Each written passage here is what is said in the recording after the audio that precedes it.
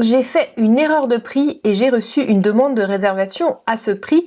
Que faire? C'est la question auquel je réponds aujourd'hui. Bienvenue sur la chaîne J'affiche complet, la chaîne sur laquelle je vous aide à maximiser votre chiffre d'affaires grâce aux méthodes de revenu management que j'ai apprises pendant 10 années d'expérience. Si vous n'êtes pas abonné à cette chaîne, il faut impérativement que vous remédiez à ça tout de suite. Le bouton est juste en dessous de cette vidéo et cliquez également sur la cloche pour que je vous alerte dès lors que je publie une vidéo sur cette chaîne. Alors, la question auquel je réponds aujourd'hui m'a été inspirée de mes clients. C'est une situation réelle que nous avons rencontrée sur une période sur laquelle nous avons un événement. Nous avons souhaité augmenter les prix le temps que la croissance de prix se fasse. Malheureusement, demande de réservation à un prix trop bas. Mon client me demande donc que faire dans cette situation. Alors, la théorie, et je vous donnerai après les points de vigilance, la théorie et surtout le cadre juridique est le suivant. Quand vous affichez un prix, vous êtes dans l'obligation légale de vendre à ce prix. Il y a des exceptions qui sont accordées par le Code de la consommation qui vous permettent de vous protéger dans le cas où le prix est évidemment bien en deçà de la valeur marché de ce que vous vendez. Ce que dit le Code de la consommation, c'est si le prix est inférieur de 5 à 10 fois la valeur habituelle pour ce service ou ce bien, il est évident que on est sur une erreur tarifaire et le vendeur peut faire état d'une nullité, peut faire entendre la nullité de la vente du fait que le prix soit de toute évidence anormalement bas. Ça c'est la théorie, c'est le cadre légal qui est extrêmement important bien évidemment. Après, dans la réalité, il est toujours possible d'échanger de personne à personne. Donc, si vous êtes dans une situation comme ça, évoquez en toute transparence avec votre client le fait que c'est une erreur tarifaire malheureusement. Si vous êtes face à un client qui tape du poing sur la table et qui indique que non, il veut impérativement son prix, que ce n'est pas normal, etc., vous êtes dans l'obligation d'y répondre. Et puis il est toujours préférable quand même de vous assurer de la satisfaction client. Il vaut mieux éviter d'avoir de la communication négative à propos de votre établissement.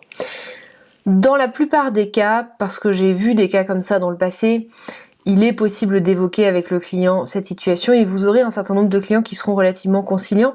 Alors évidemment, tout dépend de la hausse tarifaire que vous aviez prévu de faire, mais vous aurez déjà un certain nombre de clients qui vont d'une part abandonner peut-être la réservation ou des clients qui vont accepter tout simplement la hausse de prix. Alors, dans ces circonstances-là, quels sont les points de vigilance ? Alors le premier point de vigilance, je l'ai évoqué, c'est le cadre juridique évidemment, donc ne vous placez pas dans une situation qui vous mettrait à défaut d'un point de vue légal.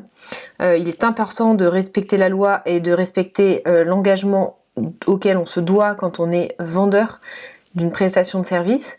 Ça c'est la première chose. La deuxième chose, il est important aussi d'un point de vue revenu management de considérer la période.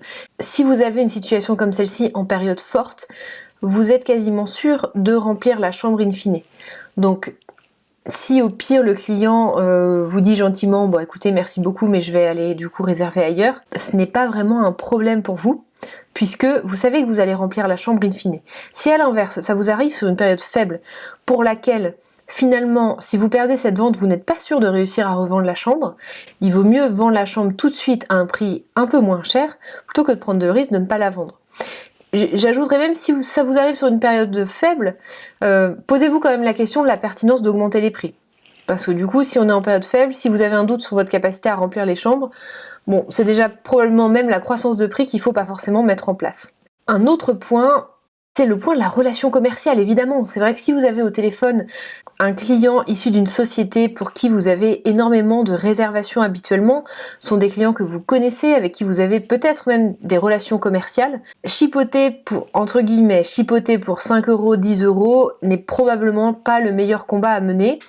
Et il est probablement plus judicieux pour le bien de votre relation commerciale de passer pour cette chambre-là, d'accepter une vente à 5 € ou 10 € de moins que ce que vous aurez souhaité faire, de façon à préserver la qualité de la relation commerciale avec votre client.